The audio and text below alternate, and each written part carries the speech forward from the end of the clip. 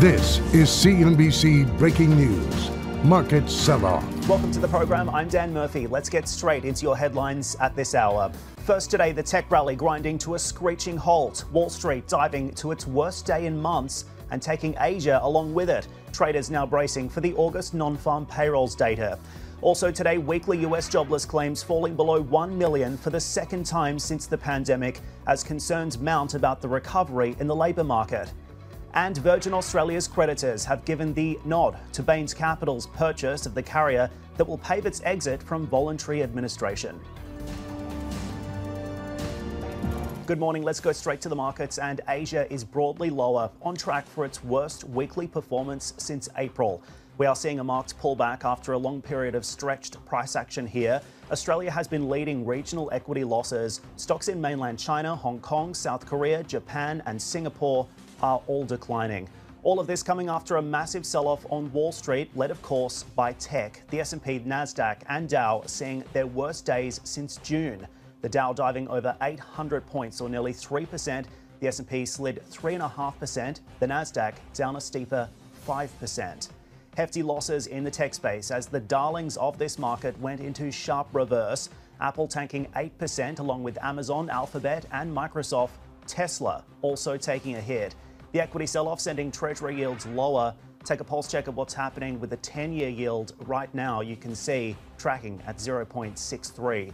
In focus, weekly jobless claims stateside falling to a seasonally adjusted 881,000, but that was also due to a change in how the Labor Department calculates seasonal adjustments. The big risk event for the markets now is going to be the August non-farm payrolls this evening. Let's get a check on what's happening with US equity market futures, and you can see here traders now bracing for more losses when Wall Street resumes trade. Downside calls expected for the 500, the Dow and the Nasdaq. Still, keep this in focus though. Despite the moves that we saw overnight, US stocks are still up at least 50% from their March lows. Live analysis on the markets now with Mark Jolley. He's global strategist at CCB International Securities, joining us from Hong Kong. Mark, good morning to you. I know you've been following the asset market reaction here. Great day for the bears, bad day for tech stocks. Is this the sell-off that we had to have? Well, you knew it was coming eventually. Look, I think so. I think there are three things going on here. One, I could give you a shopping list of indicators that suggest that, equity markets were facing some kind of price exhaustion.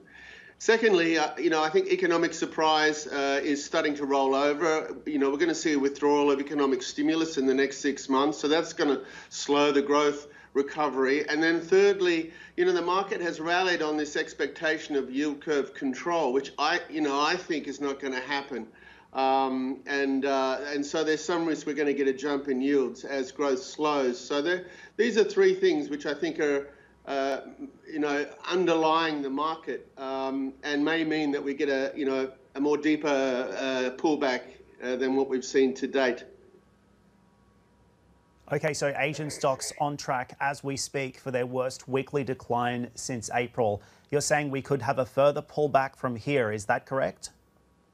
Yeah, I think so. I mean, if you simply look at, I think, the US markets are clearly leading this. If you look at the S&P and the Nasdaq, they're both, at the top of very important kind of trading ranges, trading channels.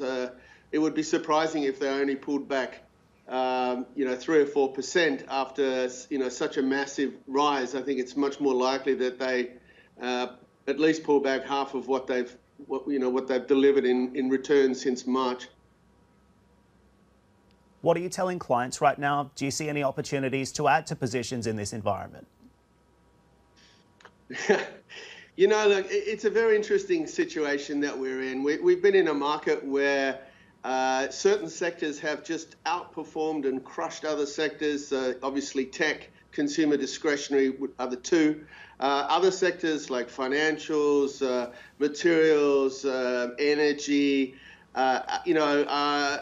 have collapsed. So, at some point, I think we're gonna see investors rebalance towards some of these underperforming sectors and away from tech. I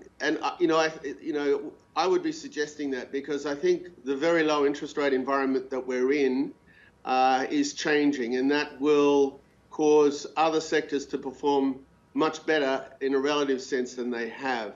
But overall, our view would be that, EM looks very cheap here relative to the US, particularly a credit, US dollar credit in Asia, I think, looks quite attractive relative to global credit. Okay, very interesting. Mark, at the same time, we have investors now counting down to the release of the non-farm payrolls data this evening. This week, we've seen a dismal slew of data points, the ADP missing by 500,000 jobs, the Beige Book also saying that the US recovery is slowing. Are we going to see confirmation of a jobs build slowdown when we see this data this evening, or are we going to see a surprise to the upside? It could go either way.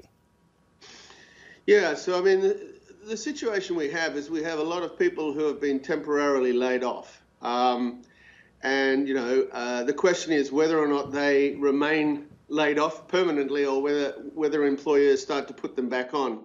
The pattern that we've seen so far is that for every firm that hires back 4 labourers, they let one go. But that's because we've had a lot of fiscal stimulus, a lot of government support.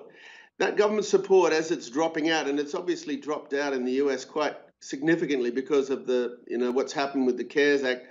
I think the risk on US numbers over the next 2 months has to be disappointment. So, yeah, I would agree. I think there's some risk on this number.